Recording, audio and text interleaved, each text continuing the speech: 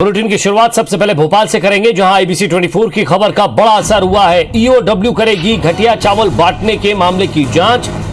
इधर सीएम ने ईओडब्ल्यू से जांच के निर्देश दिए। केंद्र की रिपोर्ट के बाद सामने आया ये पूरा मामला और राशन दुकानों पर यह घटिया चावल बांटा गया था, जिसको लेकर आईबीसी 24 ने प्रमुखता से इस खबर को दिखाया था। और अब सीएम शिवराज ने इसे लेकर ईओडब्ल्यू से जांच कराने की बात कही गई है। आपको बता दें कि राशन दुकानों पर घटिया चावल बांटा गया था, जो इंसानों तो ठीक है, जानवरों के खाने लायक भी नहीं था। अब इसे लेकर राजनीति भी शुरू हो गई है। लेकिन दूसरी तरफ शिवराज सिंह चौहान ने, मध्य प्रदेश के सीएम ने ईओडब्ल्यू से जांच कराने के निर्देश दिए हैं। तो आपको बता दें कि कोरोना काल में लॉकडाउन के बीच ये चावल बांटने का सिलसिला जारी था और इसी बीच घटिया चावल बांटा गया था। और चावल जिन बोरियों में रखा गया था वो भी लगभग 2 से 3 साल पुरानी थी। और जो चावल बांटा गया है, केंद्र की जो रिपोर्ट आई है उसमें ये साफ हो गया है कि ये चावल पोल्ट्री फार्म में जाने लायक था, लेकिन ये गरीबों को बांटा गया।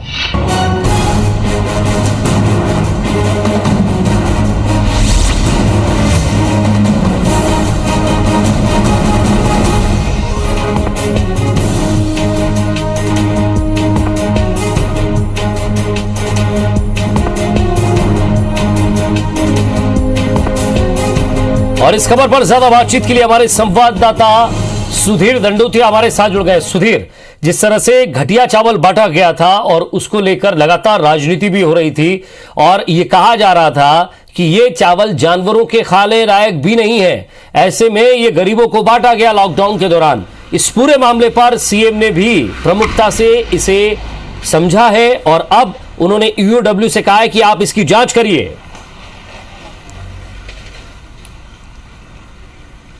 देखिए, बिल्कुल प्रधानमंत्री कार्यालय के संज्ञान में ये पूरा मामला था और केंद्र सरकार की चिट्ठी के बाद में इस पूरे मामले पर प्रदेश सरकार कहीं ना कहीं विजय सकते नजर आई थी। और उसके बाद में जो फूड कंट्रोलर थे डिस्ट्रिक्ट के, न केवल उनको बर्खास्त किया गया, 2 जो फूड क्वालिटी कंट्रोलर थे उनको भी खिलाफ सरकार की ओर से कार्रवाई की गई। 17 राइस मिलों को जो है सील किया गया। और उसके बाद में इस पूरे मामले पर जैसे सियासत बढ़ी, कहीं ना कहीं एक गंभीर मामला प्रदेश सरकार ने माना है। लिहाजा मुख्यमंत्री शिवराज सिंह चौहान ने आज इस पूरे मामले पर आला अधिकारियों से चर्चा की और इस पूरे मामले की जाँच अब ईओडब्ल्यू से कराने का निर्णय लिया है।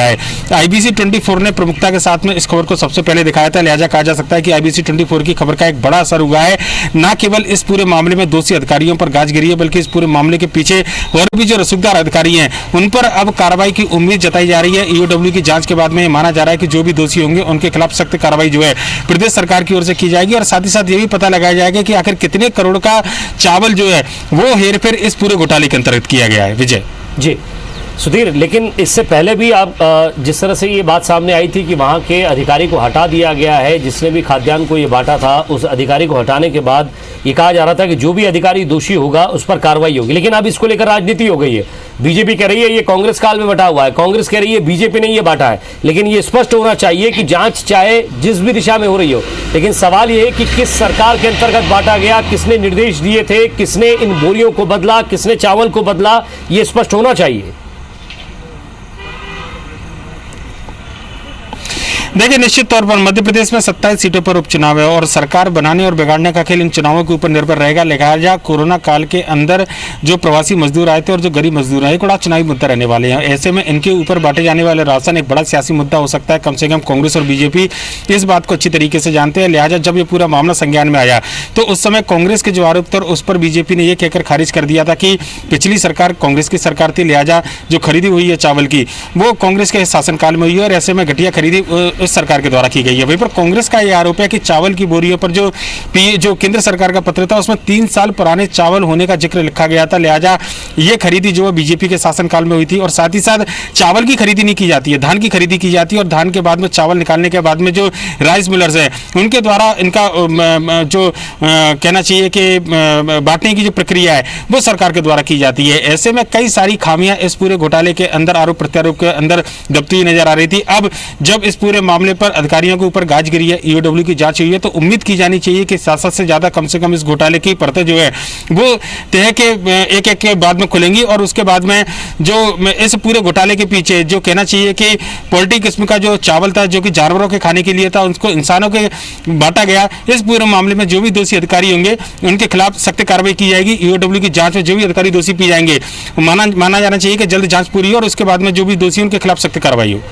जी सुधीर, विपक्ष का क्या कहना है इस पूरे मामले को लेकर? सरकार की तरफ से तो कह दिया गया कि जांच होगी, ईओडब्ल्यू जांच करेगा, लेकिन सवाल यह है कि आने वाले चुनाव में इस मुद्दे को दोनों पार्टियां भुनाने की कोशिश करेगी और आरोप प्रत्यारोप का दौर जारी रहेगा, क्योंकि यह संभवतः अब चुनावी मुद्दा बन गया है।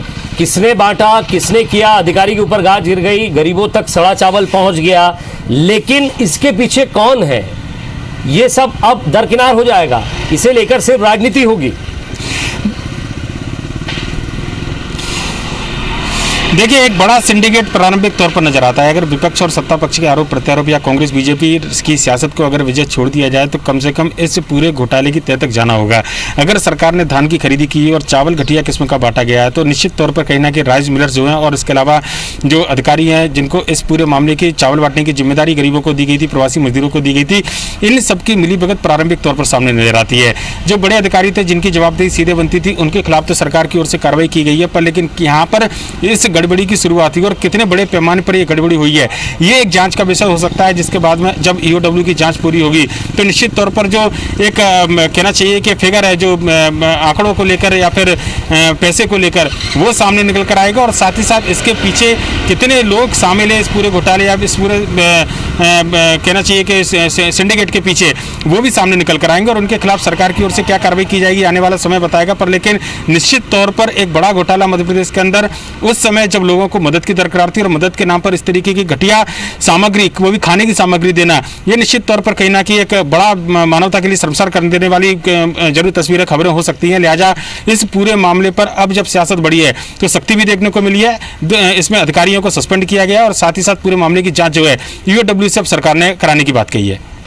शुक्रिया सुधीर इस तमाम बातचीत के लिए। तो सीएम शिवराज ने ईओडब्ल्यू से जांच कराने के निर्देश दिए हैं। जो सड़ा चावल गरीबों को बांटा गया था लॉकडाउन के दौरान, जो प्रवासी मजदूर आ रहे थे जिन्हें सरकार की तरफ से, केंद्र सरकार की तरफ से ये चावल बांटा जाना था, लेकिन घटिया चावल बटा और जब सरकार ने इसकी जांच कराई केंद्र सरकार ने, तब ये चावल की पूरी स्थिति सामने आई और अब इसे लेकर राजनीति भी हो रही है। लेकिन सीएम शिवराज ने प्रमुखता से इसकी जांच की बात कही है।